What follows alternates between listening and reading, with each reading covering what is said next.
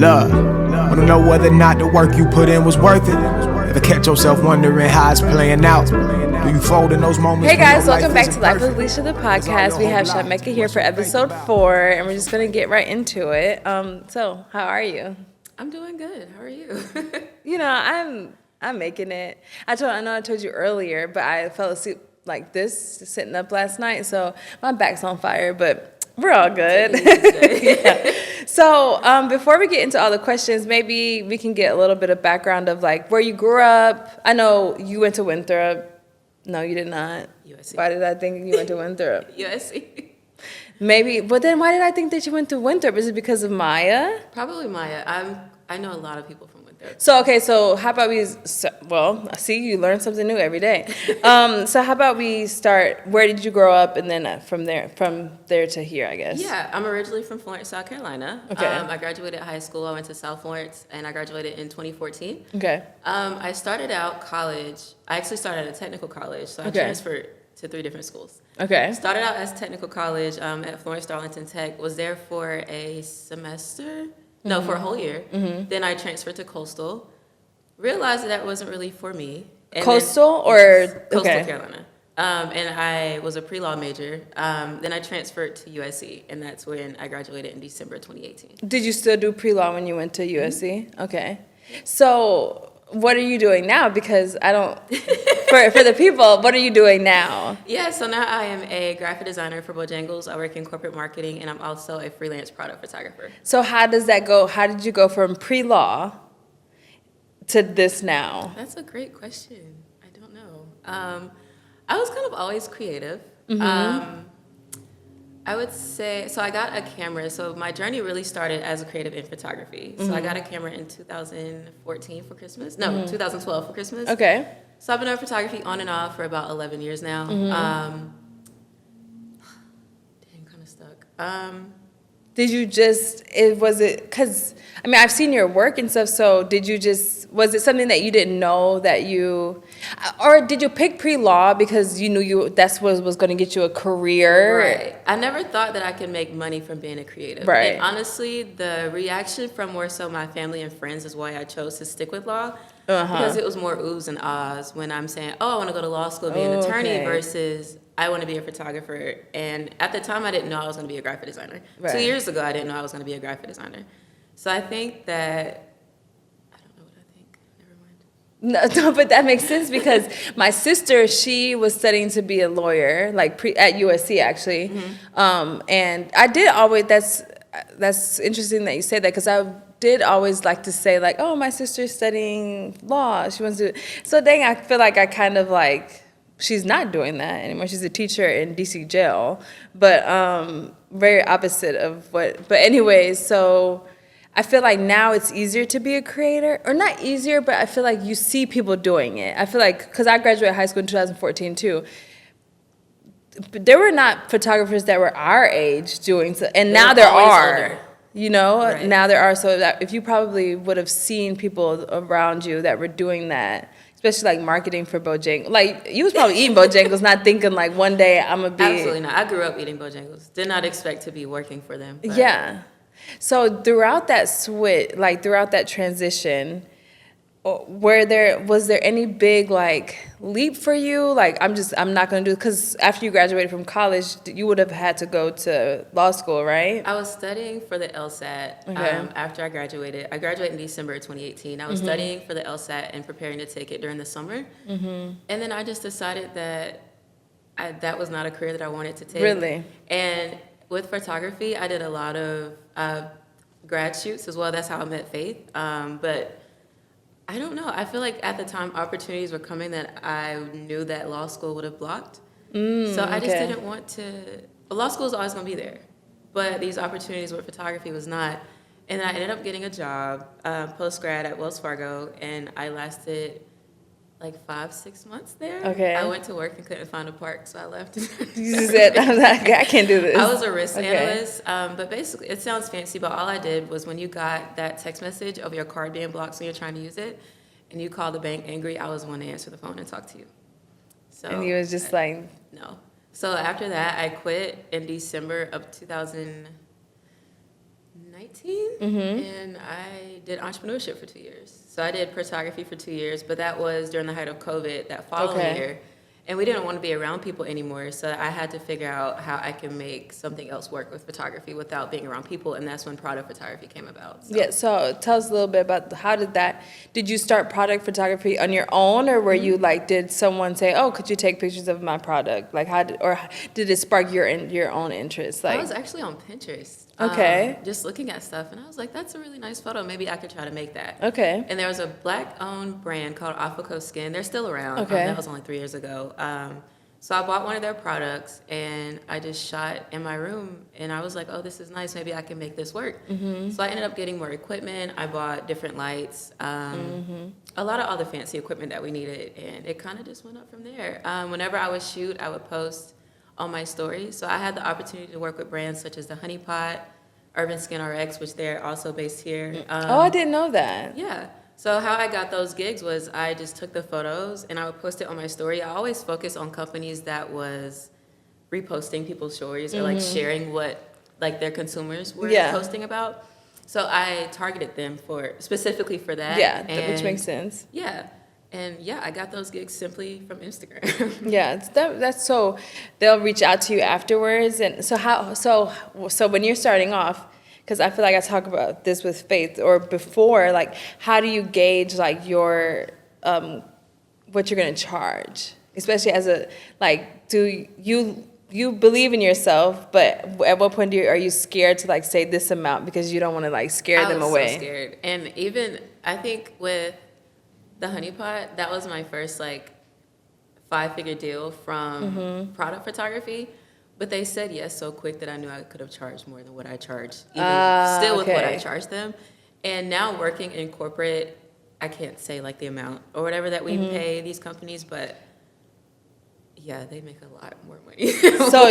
So now do you feel like you are, especially with your portfolio now, you feel like more how do you feel? Do you feel more comfortable, or do you feel like you still kind of like... I feel a lot more comfortable. I feel like every opportunity that I've had so far with work, this is my second job since quitting entrepreneurship. My other job, I was a junior graphic designer. Now I'm just graphic designer. But with doing product photography and being able to go to the shoots that we have for like all of our food, and just being able to see the behind the scenes of how everything is, I'm a lot more comfortable, and I've taken what I've seen and applied it to my personal brand now. And because we're talking about Bojangles, that's my favorite favorite fast food spot.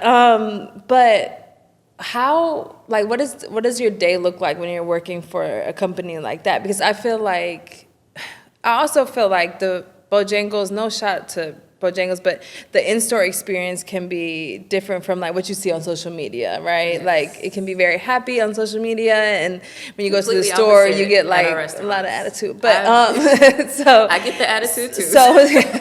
So what is your day like when you're working for a company like that? So that people can get an idea of like, oh, I could do something like that. You know what I mean? Yeah. Or what are you asked to do, I guess? Well, yeah. I guess I'll start with how I got the job. I started out as a startup with a startup company. They're based in San Francisco. So the role was pretty remote. I was still here in Charlotte. I got tired of that really fast. At like 6 months, I was already applying for jobs. Really? And in my head, I was like, this is too early to leave, but I wasn't growing anymore. I feel like I've completed that assignment. It was time to move on to something else. Okay. And then I just got on LinkedIn and was applying to jobs. So it wasn't like, I want to work for Bojangles. It was just one of the jobs I was applying to, if we're being honest. And I actually stopped paying for my portfolio at the time because I was like, nobody's calling me back. So one day I got a call from a 704 number, and I didn't answer it because I didn't know the number. Yeah. And I was like, if it's important, I'll leave a voicemail. Then I saw a voicemail notification pop up, and it was a guy from an HR. He was like, hey, we would love to maybe set you up for an interview, but we can't access your portfolio. So I was like, dang. So I told him I'll call him back in 5 minutes. So I went online, paid for my subscription, which is through Wix. Okay. And I called him back. It was up. As soon as you pay for it, it's right back up. So it was... They're going to get their money. Right. They're going to get their money first. But I put it back up. I called, and I was like, this man is not going to answer the phone. But he answered. He answered, and he was like, okay, yeah, I can see it. I'll give you a call back. But I got so used to hearing, I'm going to give you a call back. Yeah, I was like, he's not going to call me back, whatever. So the same number called back. So I talked to him, and we did like a phone screening, and I went through 5 rounds of interviews. Oh, wow. Yeah. 5 rounds? Yes. So Is that all in person or like on the phone? It was all on the phone. Yeah, so pretty much my entire team is remote. The company is headquartered here, but we were remote. But I started out with a phone interview with the guy in HR. Then I met with my now manager, and then I had a whole team interview. And then I met with the art director, an art director has to know how to do graphic design to be an art director. Okay. So I met with her, and then I met with the team again, and then I met with my manager after that when he gave me the offer. Wow. But my day-to-day, because I work remote, it just varies. But now that I've been doing some photography with the company too, it really can go from chaotic to quiet, back to chaotic in a couple of days. Yeah. But yeah, we have a whole creative team, and on my creative team, we have our social media manager, our content creator who makes all of our TikToks and everything. There's myself, and then there's the art director. But in regards to graphic design, we also work with 2 freelancers. Okay. It's 2 women, and they have their own agency, and they're contracted through us. So it's not just me that's doing all the work, because that would not just me be doing all the work. Yeah, and Bojangles isn't all throughout the United States. It's a Southeast regional brand. So, but you're the whole Southeast graphic design. We're growing though. I almost said something I can't say, but we're growing. Okay. Yeah, but because actually when I was driving over here, so I used to live in Utah and they don't have Bojangles there. No. And how people used to ask, because I'd be like, I'll post I miss Bojangles. And they'd be like, what is that? How would you describe Bojangles to someone who has never had it? Would you say like a better KFC? Like, it's not even a better KFC because it's not. I feel like it's not comparable to the other restaurants Exactly. in the market because what we offer is different. So it's like Southern, I don't know. It's just a Southern cuisine company. Like we sell like anything you would get from the South, we sell it. Like that's true. Like our biscuits, we have like a pork chop biscuit. I don't know if I know that. I literally just ordered one thing, the chicken supreme combo.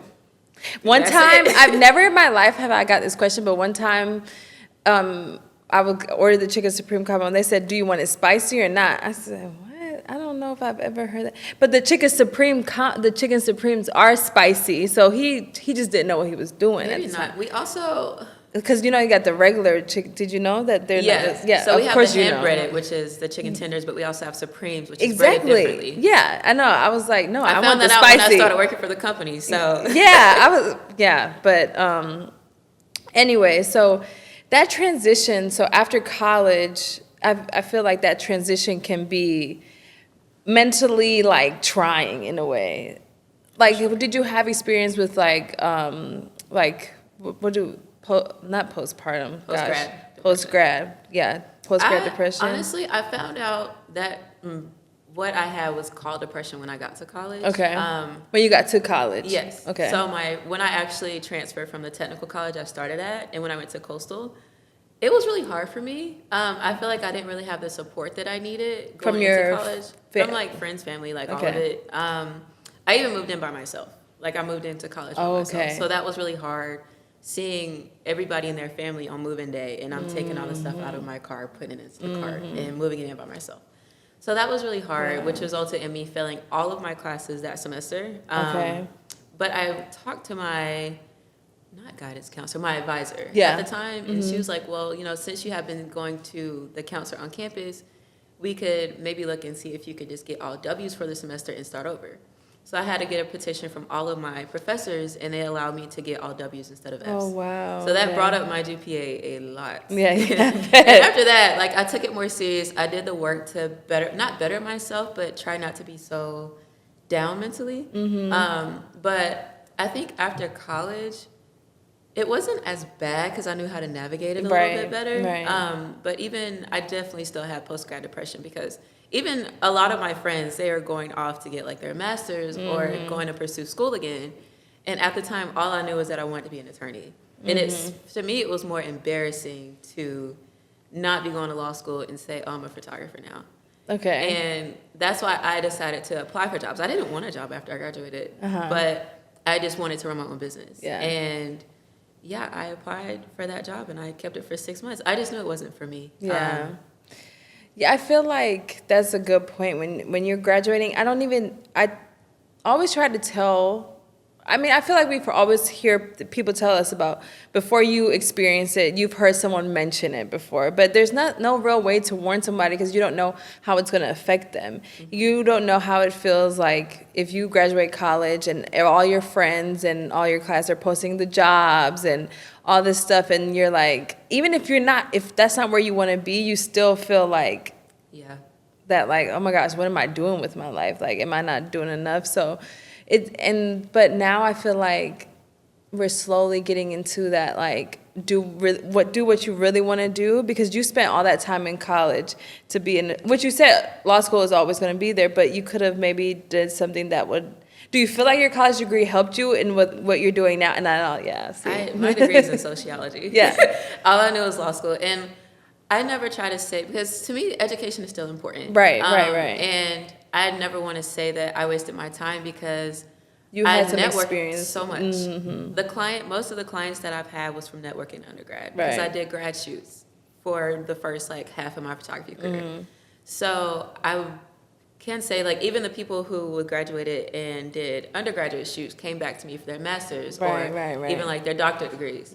So I appreciated the network that I had. College, I feel like, because me and my husband always go back and forth, because he went to school on a basketball scholarship, and he went to College Charleston, which is tough school to get. I mean, I got waitlisted. So, anyways, but, and we always talk about our kids going to college. And I'm like, honestly, like, I do value education, but I do see college as more of an experience. Yes.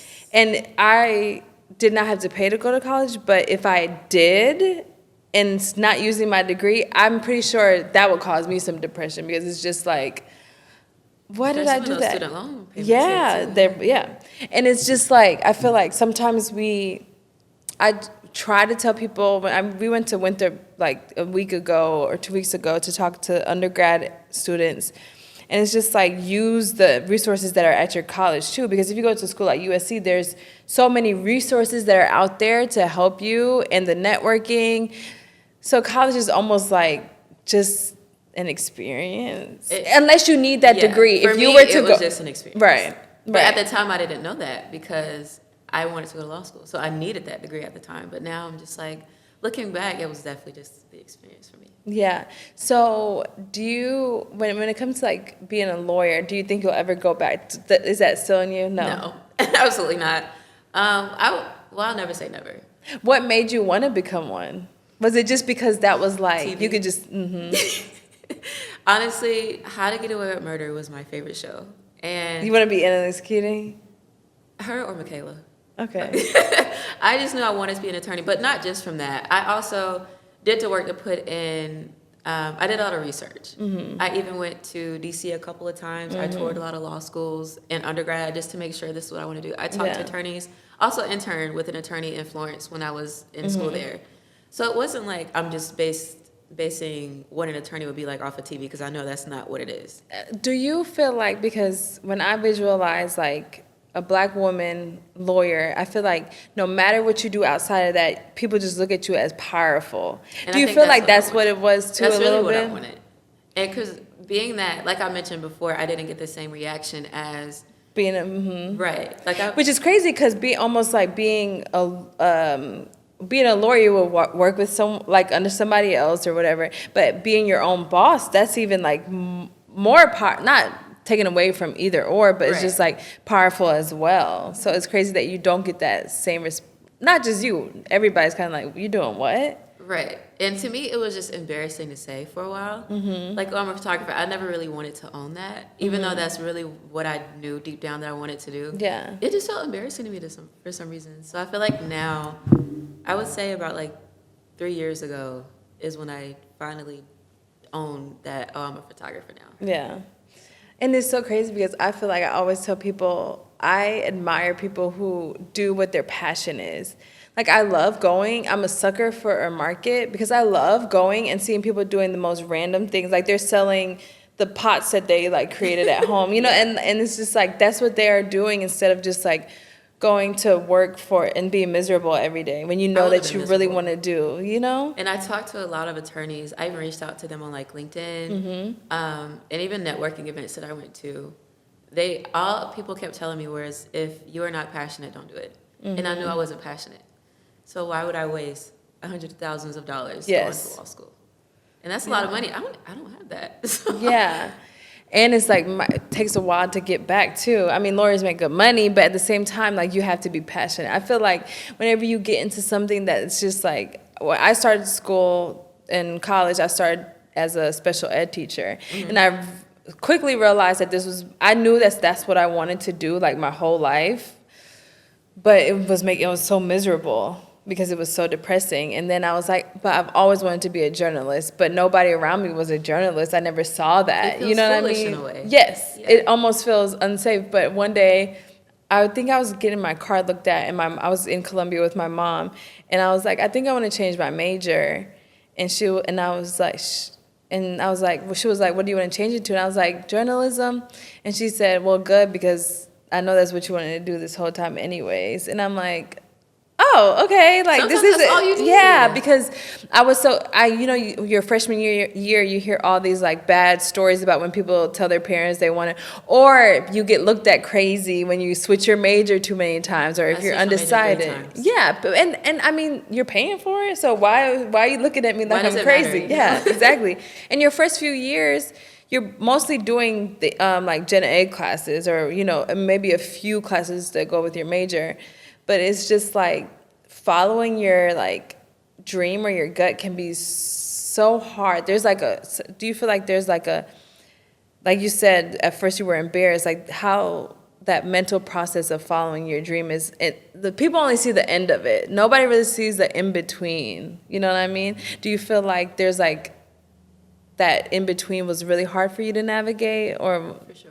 Yeah. Because even when I did decide to pursue photography, in the back of my mind, I was like, should I have gone to law school? I would still question myself almost every single day. Yeah. And what was really hard for me as an entrepreneur was the financial instability. Like, yes, I'll have like a month where I make a lot of money, but then I won't be shooting for maybe like the next 2 months or so. Yeah. I might have like one shoot here, one shoot there, but that's barely going to cover a bill. Yeah. So I think that was the hardest part. I can understand that, because what some people don't know about, like, with Jarrell now playing overseas ball, you only get paid for the months that you're over there. So we always have to be like, okay, if we're going to be home for this many months, we have to, like, you have to set aside. So whenever you're following your goals and it's not a traditional paycheck, you really have to pay attention to all that type of stuff. And I didn't have any type of guidance in that. I did research, but it's always good to have like a mentor. Do you feel like, do you have one now? No. I still don't have one. I've been just learning to navigate on my own. And that's been the toughest part for me as a creative, not having a mentor. Not that I necessarily need one. Yeah. Do you feel like you have peers that you can learn from in some way, like through small conversation? Do you feel like you've learned from your peers in a way? Yeah, I feel like I can learn from pretty much every creative, because we all do things differently. Yeah. Like, even like the talks that I have with Faith, for example, we all use different systems. Maybe there's a system that works better for her that I could be put onto and I can implement in my business. But aside from that, I feel like I pretty much learned from a lot of people that I meet. Yeah, and because we talk about that too, like networking, like around you, like instead of just like going straight up, like, oh, I want Annalise King to be my mentor, Right. Like everybody wants Let's be for real. yeah. So it's crazy. I feel like people don't realize how hard it is to follow your like dream that's not traditional, because there's no direction. There's no handbook. I mean, there's a million handbooks that everyone's selling on how to do this, but that's how it worked for them. You know what I mean? So you have to know it's going to work for you. Yeah, and it's crazy how when you do a non-traditional way, how people support you at the end of it, or once it's like now. You feel that now. Yeah. I think especially with me starting back product photography again, it's crazy. I launched product photography again about 3 weeks ago. Right. All the inquiries that I have been getting have been for portrait photography. Really? And I thought that I was very specific in saying Yeah, product, but I yeah. feel like now I need to specify. But in the back So of what my did mind, you do with that? Are you? I'm trying to figure out, like, but I'm not passionate about it. And now I feel like I'm at that point, should I take these clients because it's what they want, or should I continue to follow my passion? So I still struggle with that too. even now, because I don't want to do portraits at all. But I know that my passion is with product, and I want to say no, but at the same time, like, I know the work that I can produce. So I don't know. That's something I'm battling with. That is hard, because I feel like I have this talk with Faith too, because it's like when we did this, I'm like, what do you want to do for yourself? Like, what do you want to add to your portfolio? Like, or what is your passion? And it's just like, sometimes I think that's how people can burn out, because they're just doing it. This is what people are asking for. And then it's just like, this is not really what I want to do. And people don't realize that, like, just because if you did all the portraits, that's nice money, and somebody would be like, just do it. But it's hard to do it, and then it's hard for you to complete it. Yeah. It's hard to just be like, okay, I'm just gonna do this because it can get me some money, if you're really not passionate for, or if you don't have to do it. You know what I mean? Yeah. And that's why I've been, like, on the fence about it. I don't know. I'm not the type of person that do things for money. And I know some people might think that's crazy, but I can't of course, that's why I feel like I chose law, because of course the money. But once I chose my passion, I was a lot more happier than when I was studying and preparing for the LSAT versus what I do now. I know if I was an attorney today, I would not be happy. Yeah. So. Well, and that, good for you for knowing that, because I feel like you could have went all the way through. And sometimes I think people are confused when people are like 40 and they're like going through that midlife crisis, when really the midlife crisis was probably they had never listened to their gut, and now they're finally like, you know what, I want to do what I want to do, because they never did.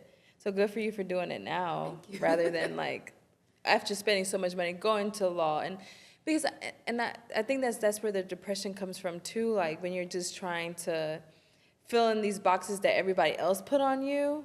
And especially if they're imaginary boxes. Right. I have my own life, you know. I want to live out the life that I have designed for myself, not necessarily what you think I should be doing. Right. And it seems like it's doing you well.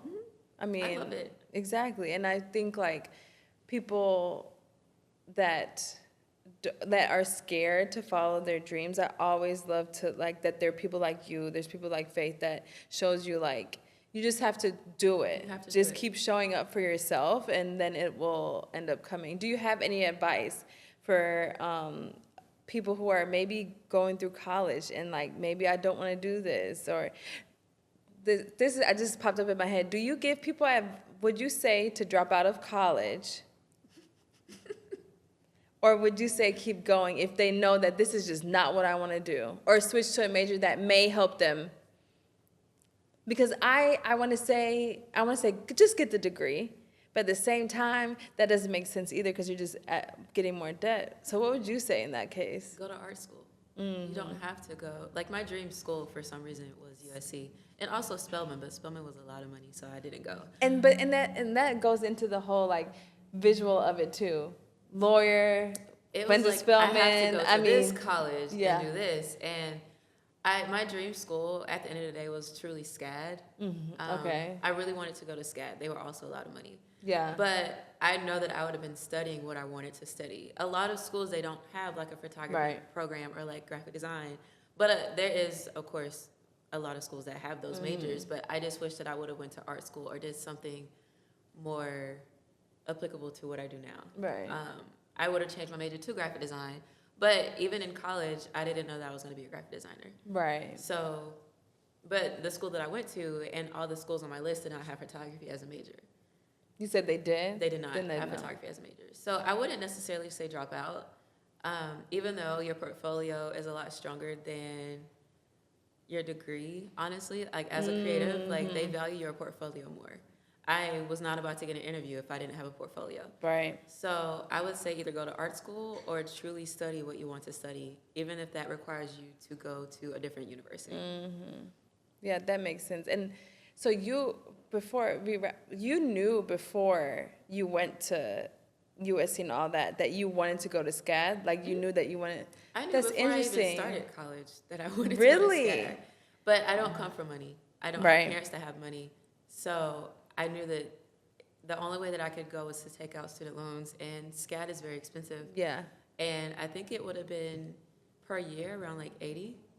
That was not Yeah. No. So, SCAD is expensive. very Yeah. expensive. So I just knew that that wasn't going to happen, which was unfortunate. Like, no amount of scholarships still would have given me the money that I needed to go to SCAD. Yeah.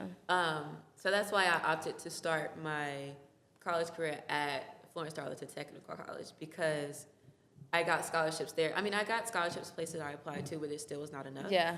And I was working, at the time, I was working 2 jobs after graduating high school. And even in my senior year in high school, I was working 2 jobs just to save up for college. Wow. Which I wish, of course, I would have started that prior or had parents that did that for me, but that wasn't the case. So I had to do what I could do financially. So that's how I made my decision. Wow, and we talk about this with my mom, like, my mom is not American, so the system in Germany is so different when it comes to like after school, like what it's like. But we always tell her, because I went to Winthrop and my sister went to USC, but because my father passed away and was in the Army, we went to school with tuition paid for, because he passed away, but you had to go in state. And I'm always like, I don't know if I'm going to pressure my kids to go to college, and we always talk about how it was either the Army or a 4-year college. It was never going to a technical school. So I applaud you for understanding your situation. But did you feel pressure, and were you embarrassed to say that you went to a technical school? I was very embarrassed. Really? Because literally all of my friends went off to college. Yeah. They went to 4-year universities, and here I was at a technical school. And there was only, I think, 2 of my other friends that went to the same technical college as me. Yeah. It was very embarrassing for sure. But even with USC, I got into USC, but it was through the bridge program. Yes, right. Which Same. is partnered with one of the Technical schools, yeah. Right. So either way, if I started out at USC or if I started at Florence Darlington Tech, I still would have been at a technical college. Even though I would have been able to say I'm at USC, but that really isn't what it was. Do you feel like because it sounds like it's just been you, like do you feel like imposter syndrome now do you feel like where you're at now, do you feel imposter syndrome in the sense of like, how did I get here? Or you just feel everything that you put in, like you feel like this is what I like earned, like I got myself here and I earned this? At first, yes. When I got the job, I would say a year and a half ago, I started my old company in January 2021, and that's when the imposter syndrome really hit. But I worked really hard, and I still work really hard. Right. I've always been a really hard worker. So I feel like this is earned. I wouldn't say that I don't deserve to be here, because I know I deserve to be here. I put in a lot of work creatively. I've learned a lot. I'm still learning new things at my job every single day. Right. So I could definitely say this is something that I earned. And I'm That's very dope. proud to say that I'm a creative, I'm a photographer, I'm a graphic designer. This is what I do. Yeah. That's dope that you are proud, because I know at one point it was like, If I could tell my younger self. Yes. Oh my God, if there's so much things that I would tell Like, my what younger would you self. tell your younger self, like before college? There's a lot that I would tell her. I know. Because I just felt I always felt alone. I'm pretty much to myself. I have a lot of friends, but I just always felt like alone. I didn't always have that support that I needed from family or like the relationships that I needed. Right. So I literally learned how to navigate life by myself. Right. I can relate to that for sure. But I would just tell her not to give up. And I know that's pretty like cliche, but it was really hard for me. Like I always thought that I just wasn't gonna make it. And I don't know, I would just tell her to not give up and follow your dreams. I would definitely major in something different in college for sure. Yeah. I would not have been pre-law. I would have studied. I would not have went to SCAD because my financial situation would still been the same. Yeah. But I would have studied more so in the lines of like marketing or something creative. Yeah. Yeah. And what would you say to your college self? I guess you had different stages though too. So many different stages. And do you feel like, because you mentioned like that, being by yourself, moving in, do you feel like that's almost like part of the experience that you had to go through to now be where you're at? Like really, like you went through that, so you already knew what that depression felt like. So you were able to like really just navigate things a little bit smoother. Yes. I feel like my college self, what would I say? To not give up. Same, yeah. There was so many times I wanted to give up, especially after I failed my first semester. Yeah. I did not want to go back to school. I was like, this is just, but I also didn't want to go home. So So there was, so what was the driving force with you going back? Was it I don't want to go home, or I just got to keep going? Cuz good for you for even going back. right. I just knew that's when I knew I needed to reach out for help with my advisor. I at least said to myself, okay, let's see if there's something that we could do about these Yeah. grades, aside from having to take winter semester classes or summer courses, because that's Yeah. out of pocket, which I didn't have Yeah.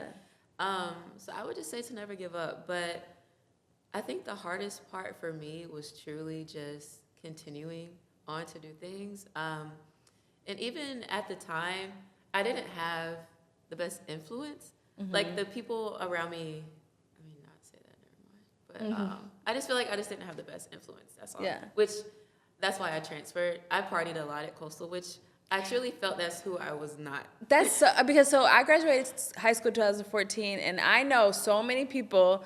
Sorry, y'all, but so many people from my high school that went to Coastal that got kicked out, but a lot of different things. I was around some party people. They're very successful Because that's Myrtle now. Beach, right? Yes, they're very successful. And Everybody, but it affects everyone differently, Yes. right? Like, right. so yeah, that. Yeah, and a lot of the connections that I had at USC, we were all like-minded, and I was like, I want to be around more of these people. That makes sense. But that's not why I transferred. I still wanted to go there regardless. Yeah. But, yeah. Do you want kids in the future?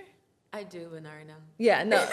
I'm just wondering, how do you, from the things that you've learned, what is something that you know for a fact that you want to like make sure that or how are you going to show up differently for your child than maybe what you've experienced? I don't know if that makes sense. I know that you need to have a certain level of emotional intelligence to take care of a child, because you never know how it's going to affect them mentally. Yes. Growing into an adult, which I have seen myself. I am only 28, and I'd said that I wanted to have a kid by like 31. Yeah. I want to be married by then though, so hopefully Yeah. that's the case. But I have a dog right now, and even with having a dog, I consider him my son. Yeah, He's no, a very for sure. wild dog, but even my patience with him, I'm still learning. And I know if I have a child, I can't talk to my child the way I talk to my dog.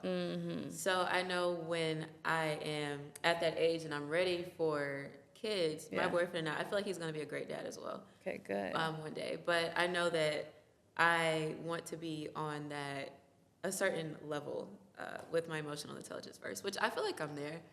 And that's good for you for realizing that, because I feel like I saw a reel or something the other day that I had reposted saying something like, you realize how your kid reacts to you is basically because of, or like you parent better when you take care of yourself first, like your mental, the way you respond to things. And I feel like me and my husband both are working. So I feel like, so the other night I actually was like so emotional because I'm like, I'm failing my child because I need to be like learning, like literally learning ways, because she's so strong-willed, like it drives me crazy because she's so strong-willed and I don't want to break that. But you learn as you do.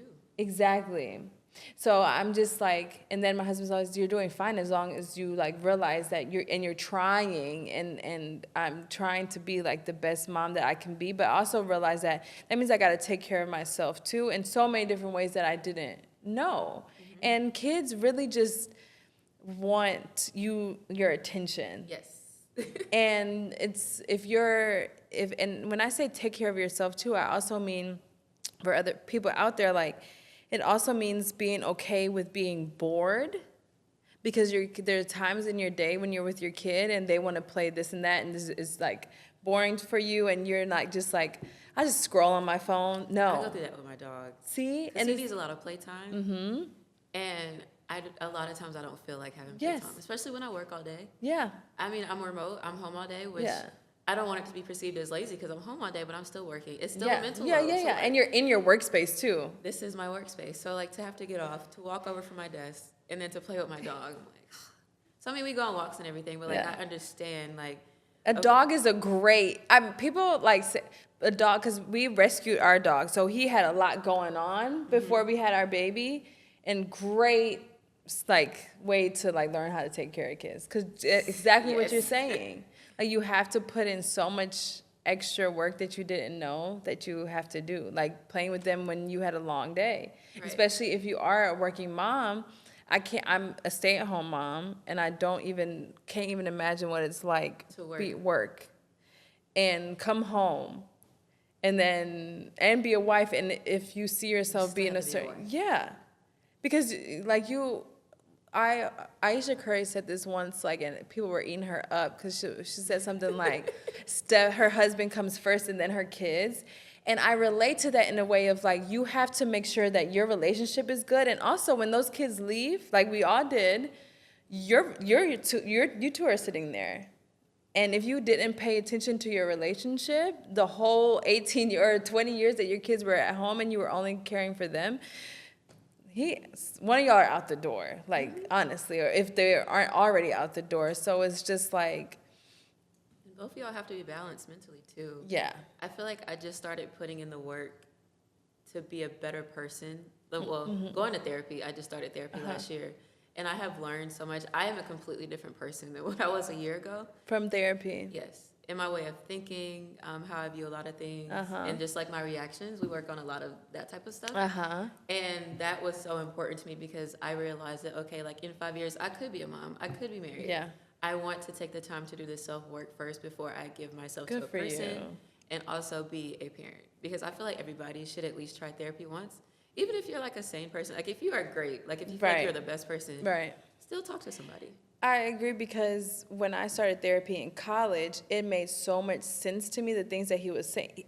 Because they don't, like, they just kind of like make things make sense or make you realize like This is why I respond the way that I do. Or this is where it came from. Like, to speak candidly, like one of the therapists I had was actually at Winthrop, and he had said, like, Alisha, you just want to fix the whole world, and that's just not going to happen. We can't do that. And when he said that, as simple as that sounds, when he said that, I said, oh my gosh. That's what you need to hear. That's why, like, I'm like drowning in my bed. But that was like when shootings were going on, like that. I went to Greece and saw all the Syrian refugees literally coming off of the ocean. Like seeing all that was like, what? How can I be happy? How am I allowed to be happy when all this is going on? And when he said that, I'm like, wow, okay, duh, like. And I think therapy sometimes you just need somebody else to, because they're not agreeing with you and they're not disagreeing with you. They're just like working it through with you. Right. And I don't think people realize that with therapy. Yeah. So it's not like, oh, I'm going to go to therapy and just have my issue fixed. It doesn't work that way. It takes a lot of time and a lot of self-work as well. Yeah, that's good. That's good. I feel like we're probably running out of time. This is such a great conversation because I feel like with therapy, I even tell my husband, like, you need to go to like a sports psychologist too, because they have those. Because sometimes you don't realize like the things that are going, like, and I know they have them for work. Like sometimes certain businesses have like a work psychologist there too. Right. Like, and people just don't realize that like so much good can come and so much can come up. Like you don't realize how, like the way that I move so fast, like I don't move fast anymore, but I used to move so fast. And I used to expect my daughter to move just as fast. Like, just like, why aren't you getting it? Like, let's go. I'm the same but way. they don't. And then you make them, and then I've seen how I've made her rush, like throughout the things that throughout her day, I'm like, I see how that's coming back up. Your way of life really impacts her. Yes, and that really like hurt me. And I'm like, okay, let's just go Take it a back. little slower. Yes, and because it's okay. Me telling her, come on, let's go, is not. I just, can you imagine being yelled at, saying somebody, While come on, you're let's go? already Like, frantic you trying know to get what? yourself I'm not gonna together. go. You know, like, and I'm like, I get it now. And yes, they're kids, but we really, like, people just, I feel like, I don't know if it's from the past generations, but people, like, that they just looked at us as kids, when I feel like kids are just human. They're just, like, they're growing, and the things that, like, even now, the things that we experience in our adulthood are still affecting us how we're going to be later on. So why don't we take, like, the kids and really, like, pay attention to how we're talking to them, how everything's, like, everything that we do is going to impact them later, just how things are impacting us now. But Yeah, I've learned that. I have a little sister. She's 8. We're 20 years apart. So even, like, the way I talk to her now, like, I have to watch what I say to her. And I go home to visit sometimes. I don't go as much as I should go. Yeah. because I'm usually busy, but she calls me a lot. And I found myself sometimes ignoring her FaceTime call. And then I was like, I can't do that because all she wants to do is talk to me about her day. Yeah. But it's moments where I just don't feel like talking, but she is relying on me to have a conversation with her as her big sister about her day. Yeah. So I feel like her and my dog Are training you. Yes. That's good, because I don't know how much training I mean, my dog was training. And like my husband and I had been together for so long, and we finally nailed down communication, and that was like the game changer for us. So I'm glad that we had that. But I do feel like I feel like you're always going to evolve, but I feel like now I'm like learning like how my day-to-day things or how I react to things is affecting my kids. So yeah, well, thank you so much. This was such a great Of course. conversation. I think people really like have to see other people following their dreams, especially if they're non-traditional, to like see that it does work and that college can lead to good opportunities and networking and stuff like that. So thank I'm you an for advocate of that. Yeah. I think that I'm willing to help the next person. I'm always there to give advice to anybody who needs Yeah, it. okay. So if Her anybody wants DMs to are reach out, open. they're always open. So thank you guys for tuning in, and you can find us on YouTube, Spotify, and Apple Music. Thank you.